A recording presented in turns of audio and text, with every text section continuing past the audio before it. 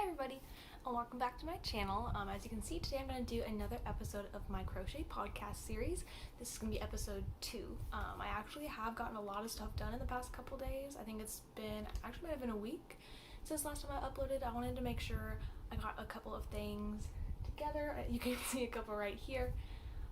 So without further ado, let me hop right into it. The first thing I want to show you is actually not something I crocheted, but just something that I have been working on. It's kind of a work in progress, so he's a little bit odd looking right now, but this is Baby Yoda. I did find an image on Google. I looked up Google Images and used it as a reference. I didn't trace it, but I did use it as a reference, so I'm going to try and put that down in the description below. So I'm working on painting this. It's a canvas that I already had. I'd had some lyrics painted on it and hung it up on my wall. But what I did is I just painted over that. I had to paint it over a couple times, and I'm painting Baby Yoda on top of that. So hopefully I get this done soon. I thought it was really cute. So I'll set that aside and get into everything that I've been crocheting. So like I said, I've actually gotten a lot done. I've made a lot of progress. We are still quarantined where I live, so I have plenty of time to get some stuff done. The first thing I want to show you guys is this right here. It's actually a cowl. It's the first one I've made. I believe this is a cowl. But I just love this. I used the same yarn that I showed you guys in my last video. I said I was going to make a skirt out of it, and then I totally changed my mind. I got a couple rows in and then totally changed my mind and decided I would rather have this as a cowl. I just think it is so gorgeous. If you can kind of look closer, it's all done in the shell stitch, and it's rainbow. It kind of reminds me of a mermaid with rainbow. It's a lot of fun. I think it's just, like I said, it's just so fun. It's so like magical, I almost want to say, but I really like this. I did not use a pattern for this. It's really just the shell stitch. If you know how to shell stitch in the round, that's all I did. So yeah, I really like the way that this turned out. I'm really happy with it. Moving on, kind of keeping the theme here, is Baby Yoda. So I did use a pattern to make my little Baby Yoda here. I'm going to link that down below. I found it on Ravelry, and he is just adorable. I'd never done the eyes like this before. The pattern wanted me to use safety eyes, but I don't actually have any of those. I just have yarn. But I'd never done this kind of like little embroidery for his eyelids, and then the little white kind of shiny spot on his eye on both of them. I'd never done that before, so I am happy with how they turned out. I love the ears. I think he is so cute, and if you like Baby Yoda, I highly recommend this pattern. It's super easy to follow. The only complaint I would have about it is it's not like super specific about how to sew his little outfit on, his little robe on. It just doesn't go into a lot of detail about how that all pieces together, so you just kind of have to look at the pictures and look at other people's pictures and guess, but I just think he's absolutely adorable.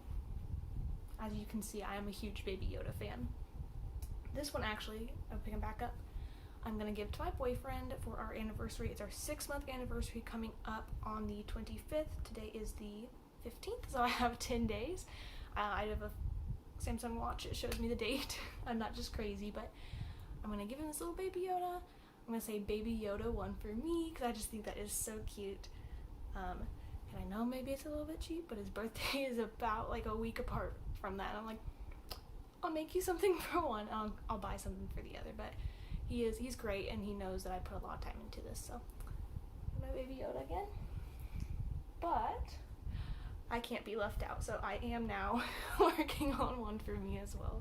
So you can have little matching Baby Yodas. So I have his head and body, they're worked in the same piece, and then 2 feet, I have one stuffed and the other is not yet, and one of his arms, so I just have to finish another arm, his 2 ears, and then the robe, and then sew it all together. It actually works up pretty quickly. I've been watching How to Get Away with Murder. I'd watched the first 3 seasons when they first came out.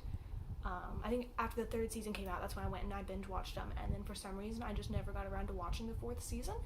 So now I'm doing that since their last season is going on, I think still right now. So I watched all of season 4, all of season 5, and then for season 6, I have both Netflix and Hulu, so I switched over to Hulu to watch that.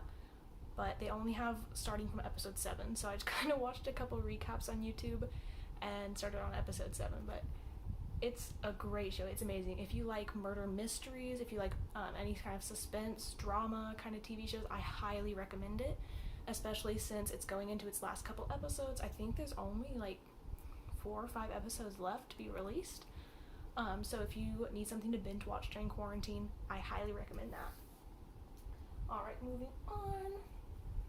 I have this African flower apple. So you just take the there's a fuzzy on it. The African flower motif, and you just, I think it's 12 of them, I believe. I think you make 12 of them total, and then sew them all together and stuff them. Then you make the stem and the leaf. Once again, I found this pattern on Ravelry. Like I said, I'm in quarantine. I just kind of scroll through Ravelry until I see something that really piques my interest, and I just thought this was adorable. It's kind of gotten a little out of shape the way I have it setting down. I've been kind of bumping it, and my cat comes up and she likes to lay around it, so it gets a little out of shape, but I think this is cute. I just think it's so adorable. I took a picture and posted it to my Instagram. I said, "An apple a day keeps the COVID away." I thought it was funny. I thought it was cute, so there's that. Alright, I have also made my first pair of slippers. I was super excited about these.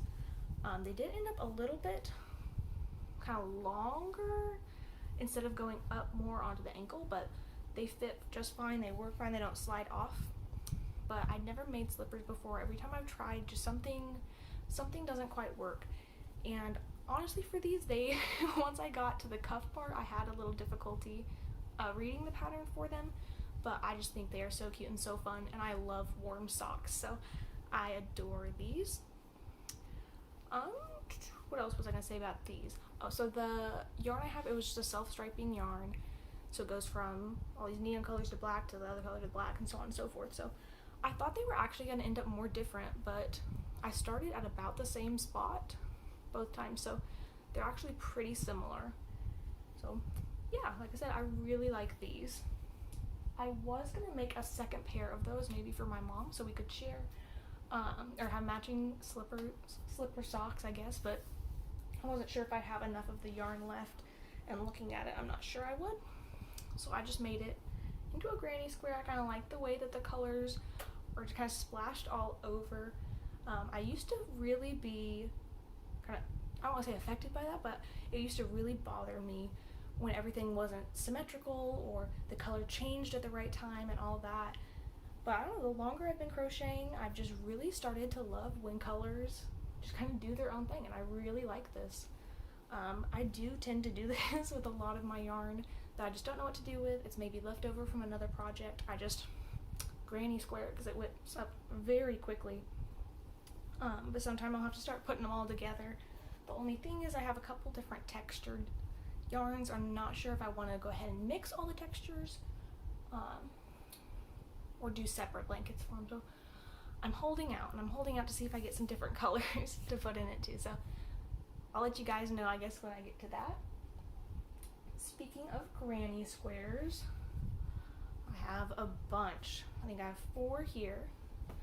I'm working on a 5th one, and then I should have enough yarn here to make at least 1 more for a total of 6. I made these back when I was still in high school, like a year and a half ago. And then I said this one I've been working on today here, off and on. But I'm gonna go ahead and put these together into a little blanket, kind of like a baby blanket.